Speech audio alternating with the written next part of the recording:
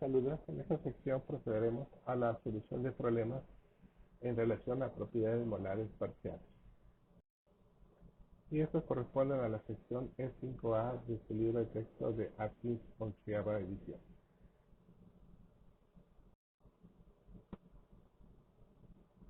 Bien, en este primer problema, este E5A.1a, básicamente tenemos una ecuación del volumen total de la solución, aquí marcada en este recuadro, en función de x, que es la fracción molar del componente B, y nos pide derivar una ecuación del volumen parcial del componente B, del segundo componente. Entonces, como platicamos en la teoría, este es un problema meramente matemático, donde el volumen parcial del componente B no es otra cosa más que la derivada parcial del volumen total, de la ecuación de volumen total, respecto a la composición del componente B, manteniendo temperatura, presión y el componente A constantes. No olvidar que tratamos de una solución binaria. Entonces, matemáticamente se obtiene la derivada de la ecuación de volumen. Aquí está marcada, recordar derivada de constantes, es igual a 0. Aquí tenemos x, pues derivada será la constante de esta de aquí, menos es x al cuadrado, por lo tanto pues es 2, multiplicado por esta constante por x, más x al cubo, por lo tanto es 3 veces la constante multiplicada por x al cuadrado y pues básicamente es la solución. Entonces tenemos que el volumen molar para el componente B pues es precisamente la expresión obtenida por la derivación matemática del volumen molar parcial. Perdón, de la derivada del volumen total.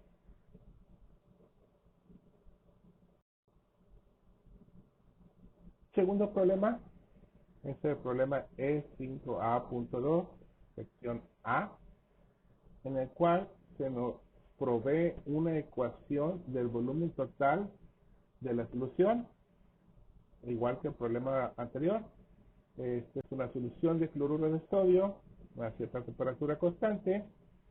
Y ¿qué otro dato me dan? Me dicen que la molalidad de la solución es 0.1 molal, moles sobre kilogramos de disolvente de agua, claro está. Y nos piden calcular el volumen parcial de los componentes. Bien, entonces en estos problemas, de igual modo, cuando se nos da la ecuación del volumen total, para obtener los volúmenes molares parciales, necesitamos obtener la derivada del volumen total. Aquí hay que tener precaución recordando las definiciones de derivada respecto a una variable manteniendo constante la segunda variable. Por lo tanto, esta ecuación solamente está en términos de x, donde x es la composición de la sal. Por lo tanto, si solamente podemos derivar esta expresión respecto a x, así como está planteada la ecuación. Aquí tenemos la expresión, es una ecuación polinomial de 4 términos y en función de x. Procedemos a la derivación de la ecuación del volumen total. Y la primera derivada nos da una segunda ecuación, la ecuación de la primera derivativa. Y obtenemos esta segunda expresión, aquí marcada en el cursor. Y bueno, hasta aquí la tenemos escrita, ya más simplificada. Y pues básicamente esa es la ecuación que nos da el volumen molar del cloruro de sodio en cualquier composición X. Pero en este problema en específico se nos pide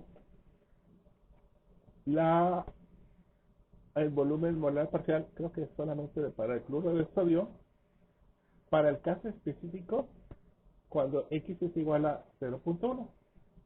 Y pues básicamente si tenemos la ecuación, lo único que necesitamos hacer es valorar la ecuación con el valor de esa X.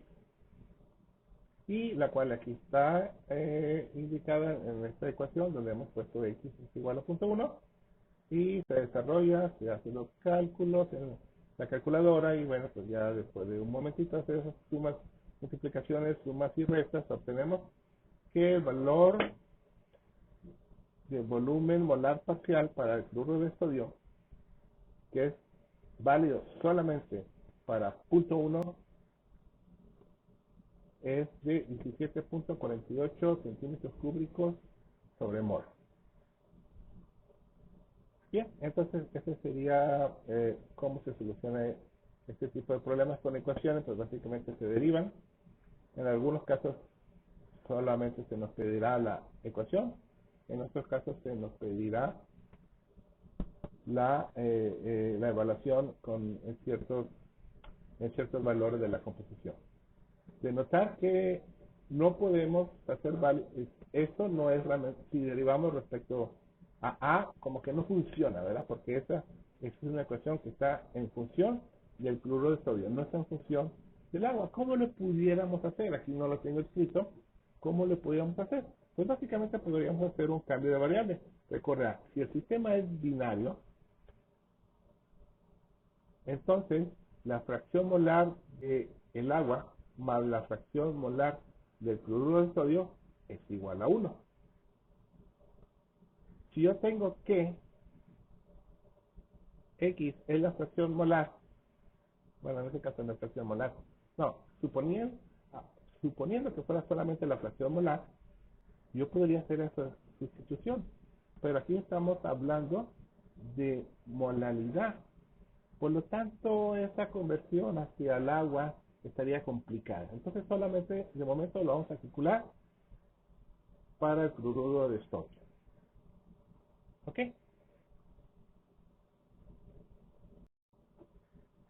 Muy bien. En este problema tenemos el cálculo de el cambio de potencial químico en una solución binaria respecto al cambio de potencial químico del segundo componente. Esa es una aplicación directa de la ecuación de Gibbs-Duhem, la cual, bueno, aquí la tenemos marcada, que nos dice el cambio del potencial químico de B en una solución binaria es igual al cambio del potencial químico del compuesto A multiplicado por el cociente de los moles. En este caso tenemos una correlación de moles que nos dice que el número de moles en esta composición binaria, número de moles de A es igual a la décima parte del número de moles de B. Por lo tanto, si tenemos que los moles de A dividido entre los moles de B no es otra cosa más que 0.1, despejando esta pequeña relación y manteniendo el negativo según la ecuación de Gibbs-Duhem. Por lo tanto, que nos dice que para un cambio del potencial químico del componente A de 12 joules sobre moles, le corresponde un cambio del potencial químico de B de menos 1.2 joules sobre mol. Aquí cae a colación lo que les había mencionado, que los cambios ocurren de una manera balanceada. Entonces se incrementa el potencial químico del componente A, pero que está en menor proporción. Hay la décima parte de moles de A. Entonces ese cambio de 12 joules sobre mol que ocurrió en el compuesto A se contrabalancea con una disminución del potencial químico del componente B en menos 1.1 sobre mol porque hay 10 veces más moles de B que de A. Y al final de cuentas, bueno, se contrabalancean, que ese es el asunto de la ecuación de Gibbs-Duhem. Proseguimos.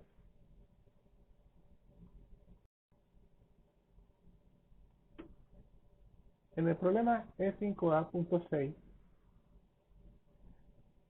se nos da las fracciones molares de una solución binaria de acetona cloroformo, pero necesitamos saber los moles de acetona y cloroformo. Si nos dan los volúmenes molares parciales, tanto para la acetona y para el cloroformo, y tenemos como constricción o restricción que el peso total de la solución es de un kilogramo o de 1000 gramos.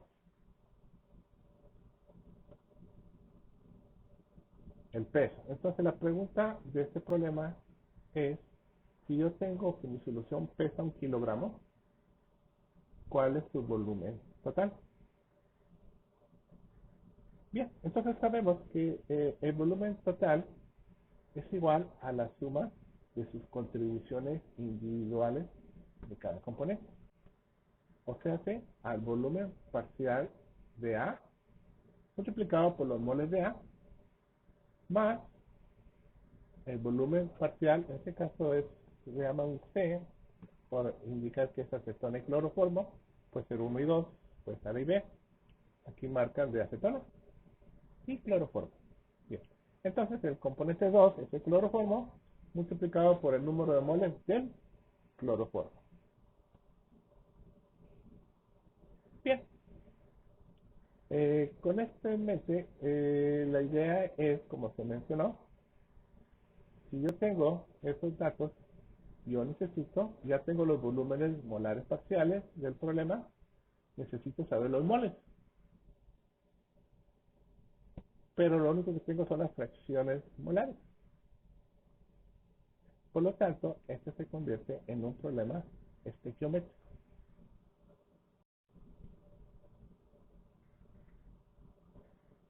Tenemos pues en una solución binaria o bueno, de dos componentes, tenemos que la fracción molar del cloroformo es igual a los moles de cloroformo entre los moles de la acetona más los moles de cloroformo. De momento no conozco los moles, que es lo que quiero calcular, entonces yo lo que necesito hacer es relaciones estequiométricas para obtener ese dato. Bueno, entonces les pongo los datos que tengo. 0.469 son los moles de cloroformo. Es igual a esa relación de moles. Despejo para cualquiera de los dos. En este caso, pues se despeja para el número de moles de cloroformo. Y al final tengo una expresión que me correlaciona los moles de cloroformo con los moles de acetona. Entonces, ya tengo esa relación de moles a la mano. Moles de acetona con moles de cloroformo. ¿Qué me falta? ¿O qué más conozco? Bueno, puedo seguir trabajando esta expresión. Los moles de cloroformo es igual al peso de cloroformo entre su peso molecular. De igual modo, los moles de acetona es igual al peso de la acetona entre los moles, peso molecular de la acetona. Y pongo los datos que tengo, obvio no tengo los pesos, pero sí tengo los pesos moleculares. Y de esta relación obtengo una relación de pesos. El peso de cloroformo es proporcional al peso de la acetona. De igual modo que los moles de cloroformo son proporcionales a los moles de acetona. Para poder solucionar esto, tengo el dato de que la solución pesa 1 kilo, o sea, hace 1000 gramos en total. Entonces, si pesa 1000 gramos, tengo que 1000 gramos es el peso total, es igual al peso del cloroformo más el peso de la acetona. Entonces tengo que el peso del cloroformo lo podemos tener en función del peso de la acetona. Entonces yo aquí lo tengo, 1.817, el peso de la acetona más el peso de la acetona. Esta es una ecuación de una sola variable, la cual la puedo despejar para el peso de la acetona, dándome el peso de la acetona, 354.98 gramos. Y con esto y su relación en peso, puedo despejar y obtener el peso de la acetona, sabiendo que la suma de ambos pesos me da 1000 gramos.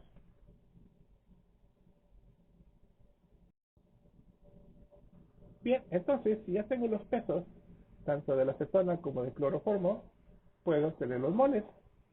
Moles de acetona igual a peso de acetona entre peso molecular de la acetona. Y aquí está el cálculo y me da 6.11 moles de acetona. Moles de cloroformo igual a peso de cloroformo entre peso molecular de la acetona. Se hace el cálculo y me da 5.4 moles de acetona, perdón, de cloroformo. Y pues bien, ya tengo los sustratos suficientes para obtener el volumen de la solución total.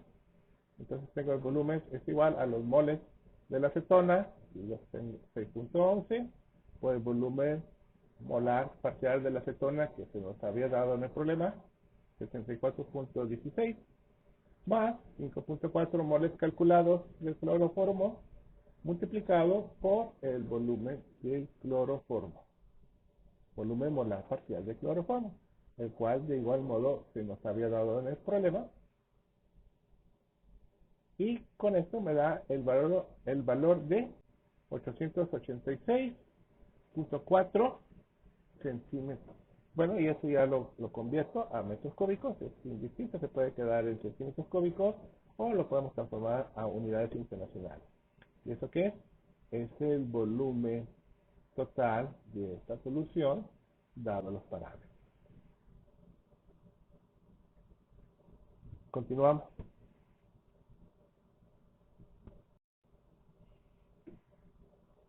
El problema es 5A.7, sección A.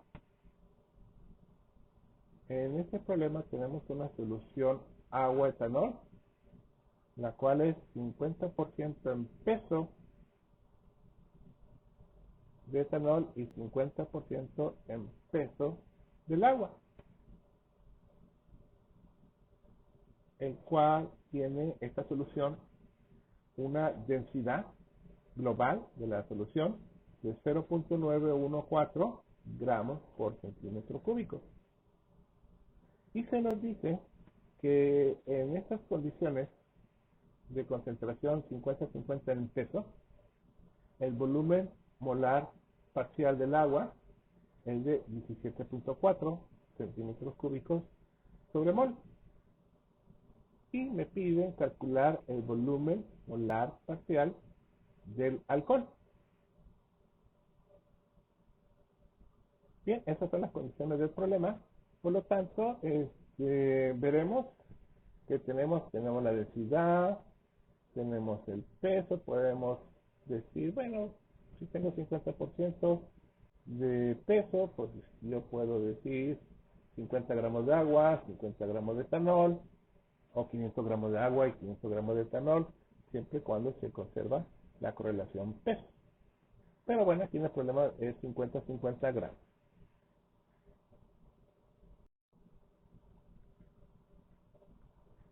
Y bien, entonces ya tenemos los gramos de alcohol y los gramos de agua, son 50. ¿Qué otra cosa podemos tener? Bueno, se nos da la densidad de la solución en total. Por lo tanto, podemos calcular el volumen de la solución en total, dado que hemos dicho que a priori tenemos 100 gramos de solución, los dividimos entre su densidad y me da un volumen de 109.4 centímetros cúbicos de la solución total.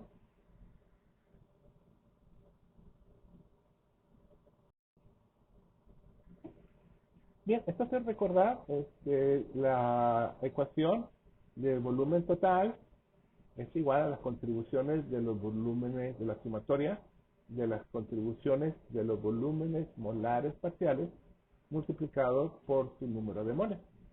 Para el caso binario, sería volumen molar parcial del etanol por los moles del etanol más el volumen molar parcial del agua multiplicado por los moles del agua. Y si observamos, tenemos solo los datos a excepción del volumen molar del etanol. Porque el volumen total es 109.4 centímetros cúbicos. Los moles del agua son 50 gramos entre 18.02 gramos sobre mol. Y lo multiplico por su volumen molar, 17.4, que se nos da en el problema, más los moles del etanol, 50 gramos, entre su peso molecular, 46 gramos sobre mol, multiplicado por su volumen molar parcial. Esta es una ecuación de una sola variable, por lo tanto su despeje es algebraico y me da un valor de volumen molar parcial del agua en estas condiciones de 50 gramos, 50% en peso del agua y 50% en peso del etanol, me da un volumen molar parcial del agua de 56.3 centímetros cúbicos sobre mol, que sería la respuesta correcta. Continuamos.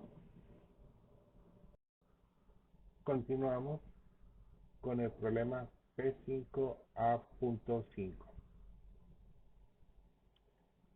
En este problema se nos proporciona los valores de 5 soluciones, las cuales tienen su respectiva densidad reportada y se nos indica el valor en peso de los gramos utilizados para cada una de estas 4 soluciones y también se nos indica que para cada solución se hizo con un peso total de cada solución de 100 gramos. Ok, entonces tenemos datos de los pesos del sulfato de potasio, pero sulfato de cobre, y se nos proporciona sus densidades y se nos pide graficar el volumen parcial molar del sulfato de cobre respecto a las adiciones respectivas del sulfato de cobre. Muy bien, continuamos.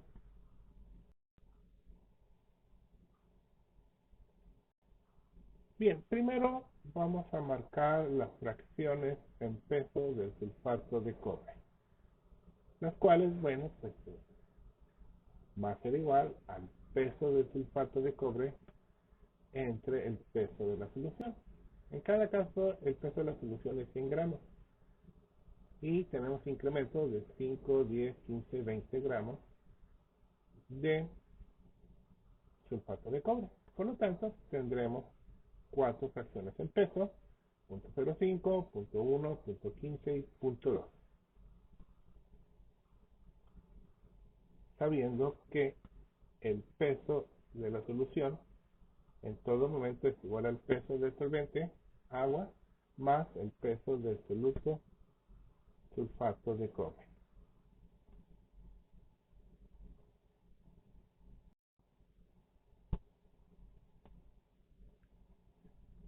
Combinando las dos expresiones anteriores que me correlacionan la fracción de peso del sulfato de cobre respecto al peso total de la solución, y la ecuación del peso de la solución es igual al peso del solvente más el peso del soluto, combinamos ambas ecuaciones, vamos a obtener una expresión aquí marcada en el cursor, donde se correlaciona el peso del sulfato de cobre con la fracción de sulfato de cobre, y en este caso, bueno, pues despejamos la primera expresión, pues, fracción multiplicado por el peso de la solución, pero el peso de la solución es el peso del solvente más el peso del soluto. Tenemos esta expresión y despejamos para peso del sulfato de cobre, y está despejada, y al final de cuentas me queda la expresión peso del sulfato de cobre es igual a la fracción del sulfato de cobre por el peso del solvente dividido entre 1 menos la fracción del sulfato de cobre.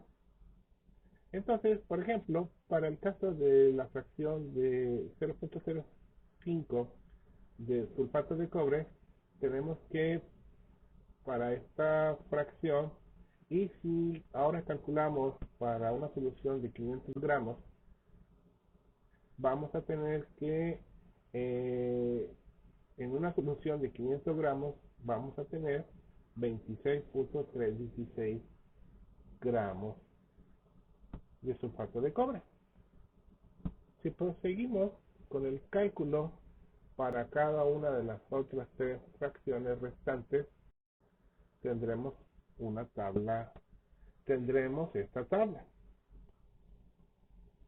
donde tenemos la relación en pesos del sulfato de cobre, 0.05, 0.1, 0.15 y 0.20, asociadas al peso del sulfato de cobre para un peso de 500 gramos de agua. Por lo tanto, tendríamos 26.3 gramos para el sulfato de cobre, 55 para más concentrado, 88 más concentrado y 125 gramos más concentrado. Eso me da un total de la solución de 526, 555, 588 y 625 gramos para cada una de las soluciones, los pesos totales de la solución y los valores de la densidad. Eso los tenemos ya indicados y los tenemos aquí marcados.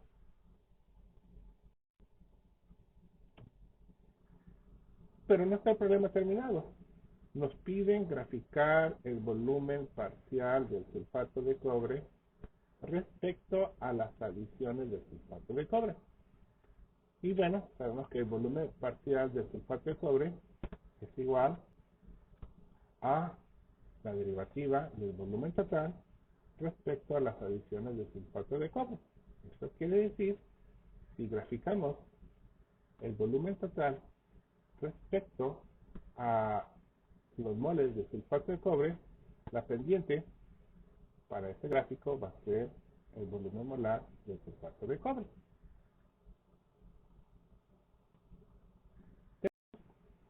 Pues que los moles de sulfato de cobre pues no es otra cosa más que su peso entre su peso molecular, y lo calculamos para cada una de las soluciones.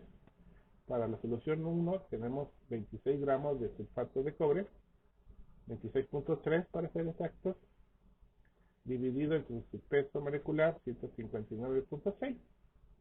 Esto es igual a 0.165 moles de sulfato de cobre. Por otro lado, si tenemos el peso de la solución, tenemos la densidad de la solución, peso entre densidad nos da el volumen de la solución. Entonces, para la primera solución tenemos que el volumen es igual a su peso, 526.3 gramos, entre su densidad, 1.05 gramos sobre centímetro cúbico. Eso me da un volumen total de 500.77 centímetros cúbicos, para la primera solución. Y si hacemos estos cálculos para las siguientes otras tres soluciones, tendremos una tabla que incluye los valores del volumen de cada solución, aquí indicados. ¿Qué quiere decir ahora? Ya tenemos el volumen de la solución y tenemos los moles del sulfato de cobre. Podemos graficar volumen total entre moles de sulfato de cobre. Este no es otra cosa más que el método de pendientes para la determinación del volumen molar parcial. Aquí tenemos el gráfico, volumen de la solución, de acuerdo a la tabla, y moles de sulfato de cobre, también de acuerdo a la tabla. De este gráfico es posible obtener una expresión polinomial. Puede ser por Excel, por decir. Y de aquí se obtiene una expresión polinomial, aquí marcada, donde y es igual a 14x cuadrada menos 1.86x más 500.7.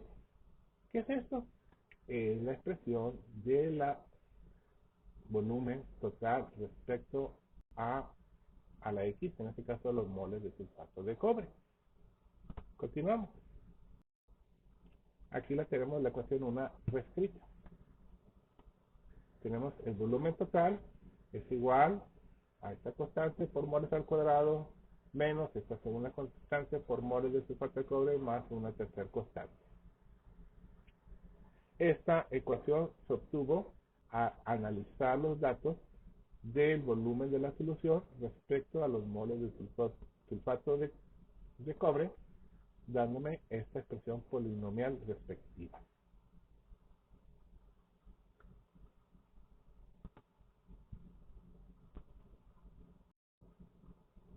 Ahora bien, como hemos hecho al principio de esta serie de problemas, teniendo la expresión matemática del volumen total y los derivados entre el número, en este caso el número de moles, podemos obtener la expresión que buscamos para el volumen molar parcial del sulfato de cobre. Aquí lo tenemos en un recuadro, tenemos la derivada de esa expresión, y me da la expresión número 2, ya resumida, sería el volumen molar parcial del sulfato de cobre es igual a 28.9 moles del sulfato de cobre menos 1.85.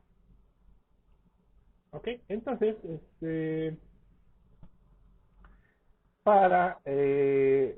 ya tenemos la expresión, ahora podemos aplicarla a las cuatro soluciones indicadas. Y ya teníamos los números de moles, solamente nos faltaba la expresión, en este caso la expresión número 2, que aquí la voy a reescribir en la siguiente diapositiva. Aquí tenemos la expresión del volumen molar de sulfato de cobre es igual a una constante por el número de moles de sulfato de cobre menos una segunda constante, 1.85. Se hacen los cálculos para las cuatro soluciones y ya tenemos los números de moles y tenemos el volumen molar. Y vemos que es una situación incremental. Vamos a ver cómo se ve en un gráfico. Este gráfico es del volumen molar parcial del sulfato de cobre respecto al número de moles de sulfato de cobre. Y observamos la situación incremental. Aquí hemos reescrito la ecuación del volumen molar parcial del sulfato de cobre. Aquí indicada, si observamos, es una expresión lineal. Y vemos la ecuación, bueno, el gráfico no es otra cosa más que una línea. Y esto resultó para el caso del sulfato de cobre disuelto en agua. Y con eso concluye este problema.